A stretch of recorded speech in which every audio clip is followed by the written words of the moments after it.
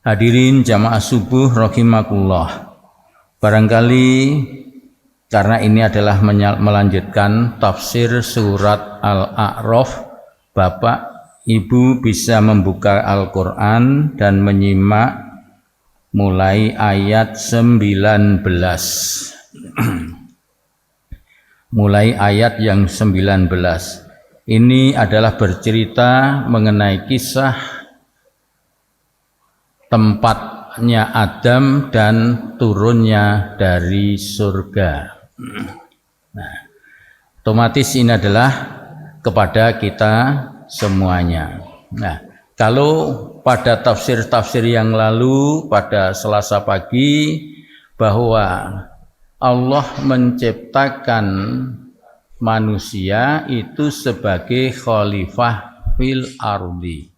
Jadi awalnya kita adalah tidak menempati di surga itu secara abadi. Sehingga apa sih yang dimaksud dengan al-jannah di dalam ayat ini nanti? Nah, mengapa Allah menggunakan kata al-jannah? Kata al-jannah mempunyai banyak arti. Bisa berarti arti utamanya adalah kebun. Ya. Jadi kebun abadi yaitu adalah surganya Allah, Jannatul Firdaus, Jannatul Naim dan lain sebagainya.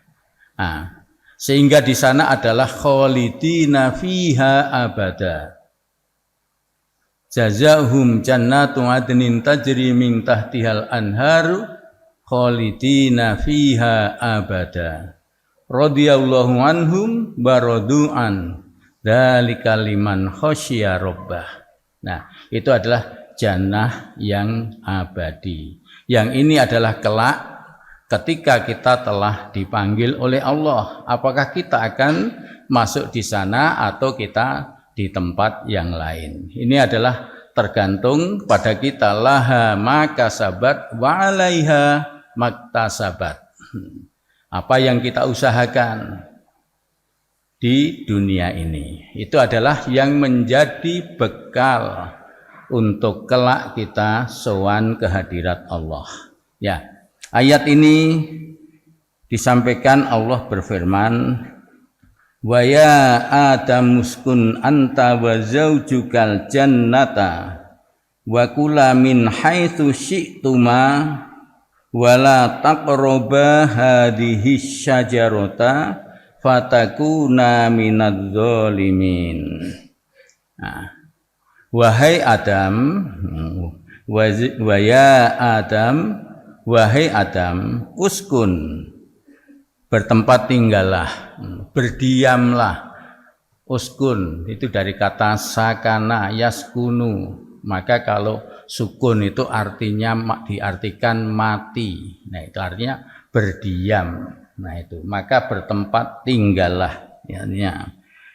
Anta wa zaujuka, kamu dan istri kamu, al-jannah, di surga. Nah, fakula, maka makanlah keduanya, min haitsu syi'tuma, dari mana saja yang kamu suka. Jadi dibolehkan makan segalanya, tapi yang kamu suka. Wala taqroba, dan janganlah kamu berdua mendekati hadhihi syajarota, pohon ini. Nah. Fatakuna minadz-dzalimin, yang menjadi sebab engkau akan masuk orang-orang zalim. Nah, kata jannah di dalam ayat ini adalah dikatakan sebagai tempat yang sangat indah yang disediakan oleh Allah ketika Allah mencipta manusia. Begitu kemarin kita sebutkan walaqad khalaqnakum, dan telah kami ciptakan kamu, wasawwarnakum, dan telah kami bentuk kamu. Nah itu di dalam ayat di atasnya. Nah, maka kemudian Allah memberikan tempat yang sangat indah. Maka inilah para mufasir menyebutnya al-jannah bukan surga yang dimaksud khalidina fiha abada. Artinya adalah tempat yang sangat indah, yang semuanya serba ada. Karena apa? Satu, karena ini disebutkan bahwa di situ ada larangan. Di surga kelak itu sudah tidak ada larangan bagi manusia. Adanya hanya bahagia dan kesenangan. Nah, itu adanya di surga yang khalidina fiha abada. Nah, itu adalah kebahagiaan dan kesenangan atas ridho Allah. Itu adalah surga yang sebenarnya. Sedangkan ini yang dimaksud adalah satu tempat yang sangat indah yang sudah disiapkan segalanya untuk keperluan Adam dan istrinya. Bebas untuk makan ini, bebas untuk berbuat ini dan lain sebagainya, tapi dipesan oleh Allah jangan mendekati. Nah, dari dua kalimat ini menunjukkan bahwa itu setelah, ya seperti kalau orang membuat sesuatu kemudian dipajang yang bagus. Nah, itu dulu. Nah, ini bahwa Adam dan Hawa dipajang oleh Allah di tempat yang bagus, di situ disediakan segala macam apa yang dikehendakinya. Kecuali, nah itu ada kecualinya. Kalau di surga sudah tidak ada kecuali, Pak. Nah, gitu. Yang khalidina abada sudah tidak ada kecuali. Nah, inilah sebenarnya para mufasir yang disebut itu adalah surga dunia. Ini yang dimaksud dengan ini. Ibnu Abbas memberikan sebuah penjelasan bahwa ketika Adam telah diciptakan dan Hawa telah diciptakan, itu menempati, sudah ada tempatnya, istilahnya tempat berteduhnya sudah siap, tempat mandinya sudah siap, tempat apapun itu sudah disiapkan oleh Allah. Nah, segala macam makanan yang disenangi pun. Kemudian bukti yang kedua, bahwa ketika berada di surga dunia itu, Adam diajari oleh Allah, yang kemudian Adam mengajarkannya kepada para malaikat. Bisa dibaca surat Al-Baqarah ayat 31. Wa 'allama Adamal asma'a kullaha tsumma 'aradahum 'alal malaikati faqala. Nah, itu. Jadi kemudian Adam diajari, sehingga makhluk Allah yang lain itu tidak tahu namanya apapun. Kalau ini air, ini pohon, ini dan sebagainya, sama sekali tidak tahu apa yang ada di situ. Kemudian diajarkan oleh Adam kepada para malaikat. Ini salah satu bukti. Yang kedua menurut tafsir yang disampaikan oleh Ibnu Abbas. Nah, kemudian pada ayat yang kedua, bukti yang ketiga masih surga yang abadi tidak akan dapat disentuh oleh iblis. Tidak akan bisa disentuh oleh iblis. Nah, surga yang abadi itu hanya bisa ditempati 4 kelompok orang. Seperti yang dinyatakan di dalam surat An-Nisa. Ayatnya berapa ya? Lupa saya bunyinya. Wa may yuti'illaha war rasula fa ulaika ma'al ladzina an'amallahu 'alaihim minan nabiyyin wasiddiqin wasyuhada wassolihin wa hasuna ulaika rafiqa. Hanya 4 orang itu yang mendapat nikmat dari Allah, yang akan masuk, yang akan menyentuh surga, bahkan sampai surga yang tertinggi yaitu Jannatul Firdaus. Nah, itu. Apakah keempat itu bisa sampai ke Jannatul Firdaus? Bisa. Nah, artinya bersama-sama Rasulullah. Nah, itu. Yaitu para nabi, para siddiqin, para syuhada, dan para solihin. Nah, para solihin, di antara solihin kemarin malam diceritakan oleh Pak Turmudi. Nah, ada orang 2 orang yang kemudian jadi sahabat Rasul masuk Islam, salah satunya mati karena syahid, salah satunya meninggal 1 tahun berikutnya setelah melewati Ramadan. Itu adalah kemarin, bisa di refresh lagi bahwa yang paling hebat kemudian dia masuk surga lebih dulu adalah orang yang masuki Ramadan tetapi bisa memanfaatkan Ramadan ini dengan sepenuh hati. Usahakan seakan-akan bisa mendekati sahabat lah. Kalau kita sama tidak bisa. Tapi berusahalah mendekati amalan-amalan sahabat. Apalagi mendekati amalan Rasul tidak mungkin. Kita sedikit bisa mendekati amalan-amalan sahabat. Jangan jauh-jauh lah gitu. Karena ini adalah momen yang sangat penting bagi kita di bulan Ramadan ini. Kalau dari awal kita sudah mentargetkan apa yang harus kita amalkan di Ramadan ini, insya Allah kita akan berusaha semaksimal malam, di siangnya maupun di malam harinya. Coba kita koreksi. Di malam hari kita bisa melaksanakan sepertiga malam awal. Sepertiga malam akhir, mari kita introspeksi masing-masing. Gitu. Kemudian sepertiga akhir itu adalah sampai dengan subuh ini, kita subuh bisa melaksanakan. Sebelum subuh, apa yang kita lakukan? Justru di situ Allah wabil asharihum yastaghfirun. Itu. Yang menggunakan sepertiga malam itu Allah akan mengampuni dosa-dosanya. Sehingga kita bisa melakukan manajemen waktu dengan sebaik-baiknya.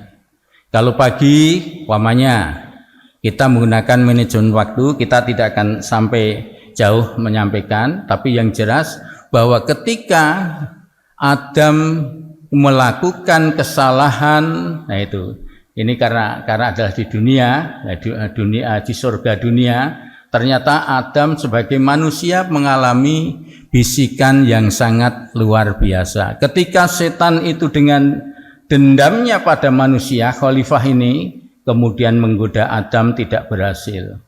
Kemudian dia adalah menggoda Hawa.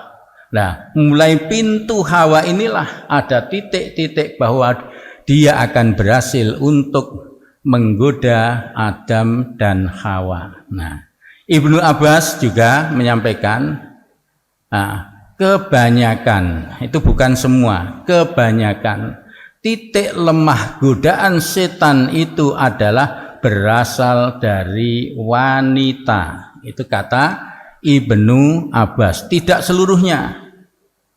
Itu kata Ibnu Abbas. Sebagian besar. Coba aja dalam dunia pemerintahan, andai kata seorang suami, namanya suami laki-laki, itu kalau disambati istri pasti akan berusaha apapun. Pernahkah kita mengontrol suami kita? Pamannya kita diberi banyak. Pernahkah kita bertanya dari mana Pak? Ini di luar gaji loh. Kok banyak? Nah itu. Pernahkah kita mengontrol seperti itu? Apakah kita, karena menerima banyak kita nikmati, kita senang. Inilah titik-titik awal. Nah, sebagaimana setan menggoda Hawa dengan begitu, kalau kamu makan, bahwa Allah melarang itu adalah supaya kamu tidak menjadi malaikat. Yang kedua, supaya kamu akan kekal di dalamnya. Itu dibisikkan terus. Sampai setan itu, iblis itu bersumpah kepada manusia. Nah, inilah kemudian yang dilakukan oleh bapak kita, yaitu Adam dan Hawa. Itu. Sehingga karena melakukan kesalahan, maka diusirlah dari kesenangan. Itu dari kesenangan yang telah disediakan oleh Allah, sehingga Adam supaya berjuang sendiri untuk berusaha. Nah itu. Namun demikian, dia akan diberi jalan oleh Allah setelah tobatnya diterima oleh Allah. Nah, di dalam tafsir dikatakan tobatnya Adam berapa Pak? 100 tahun. Coba kita bayangkan 100 tahun itu baru ketemu dengan Hawa yang sekarang dimonumentalkan di Saudi Arabia menjadi Jabal Rahmah. Nah itulah tempat pertemuan Adam dan Hawa ketika keduanya telah diusir dari tempat yang sangat menyenangkan yang telah disediakan oleh Allah, yaitu Al-Jannah. Nah itu barulah memulai babak awal wujud manusia yang kemudian beranak pinak sampai kepada kita semuanya ini. Nah itu. Nah di situ maka di dalam ayat yang ke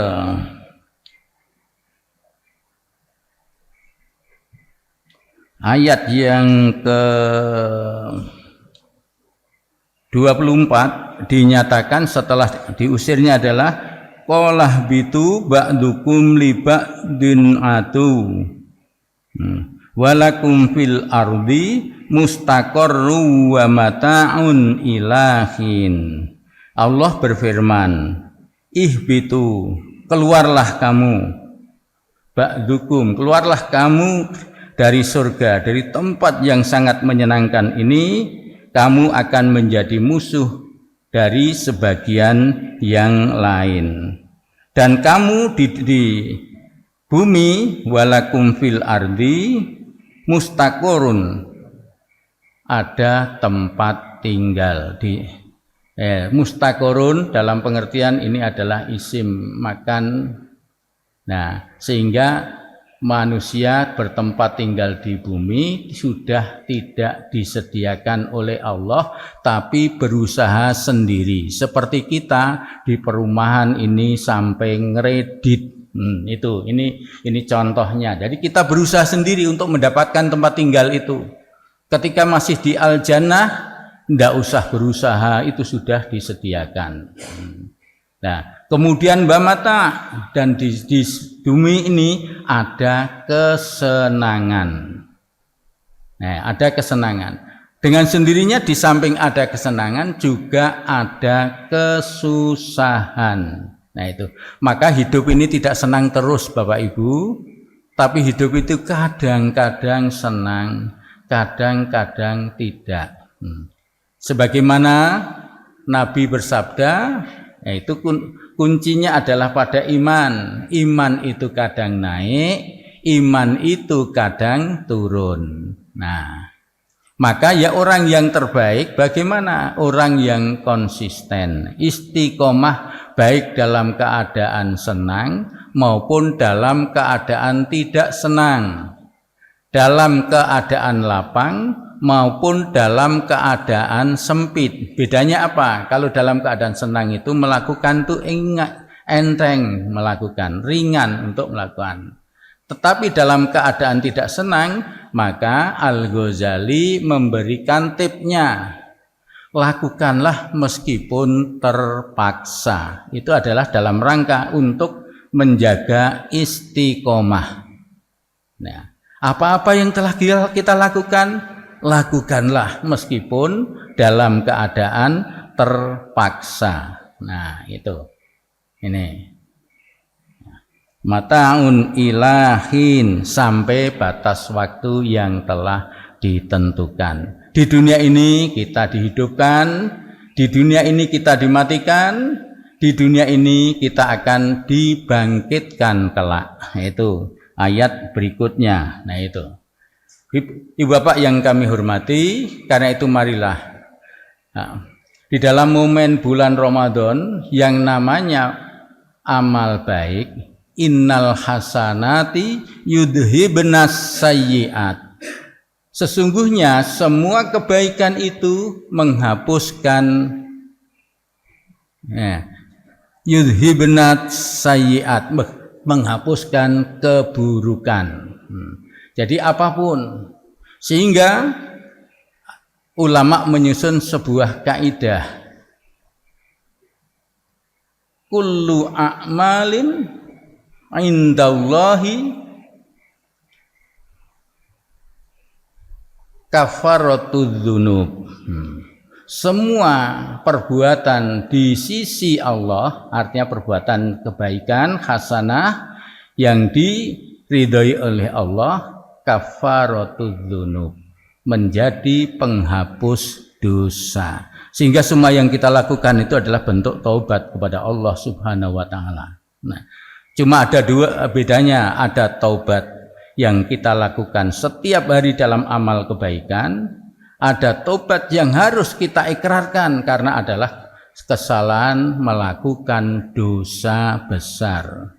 Nah, bagi orang-orang musyrik, nah itu orang yang menyekutukan Allah, kalau ingin tobat adalah harus menyatakan 2 kalimat syahadat dan diikuti dengan amal-amal soleh.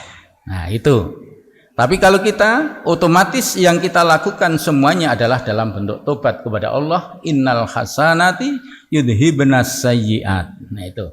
Karena itu Bapak Ibu, bulan Ramadan ini adalah bulan yang istimewa, di mana bulan ini betul-betul mempunyai nilai yang sangat luar biasa, karena nilainya sama dengan 1000 bulan. Jika kita akan mencapai titiknya, yaitu kita akan diizinkan oleh Allah untuk mencapai Lailatul Qadar. Maka 1 malam Lailatul Qadar nilainya sama dengan 1000 bulan, artinya 84 tahun. Kalau kita tiap 1 tahun memperoleh bisa menggapai itu, maka berapa umur kita? Meskipun secara real umur kita tidak akan lebih dari 100 tahun. Nah itu. Ini hadirin jamaah subuh rahimakumullah. Barangkali ini mudah-mudahan kita akan menjadi semangat untuk menggapai Ramadan dengan sebaik-baiknya. Anggaplah bahwa ini sebagai Ramadan yang terakhir bagi kita, karena belum tentu pada tahun depan kita akan mendapati Ramadan kembali. Dan mudah-mudahan semangat itu terus kita pupuk dalam hati kita, maupun meskipun dalam keadaan apapun, dalam keadaan lemah, dalam keadaan capek, tapi semangat kita bangun, insya Allah Allah akan memberikan kekuatan kepada kita semuanya. La haula wala quwata illa billah. Nah, ini yang dapat saya sampaikan. Sekali lagi, mudah-mudahan kita akan diberi kekuatan oleh Allah untuk menyelesaikan Ramadan ini dengan sebaik-baiknya. Billahi taufik wal hidayah. Wassalamualaikum warahmatullahi wabarakatuh.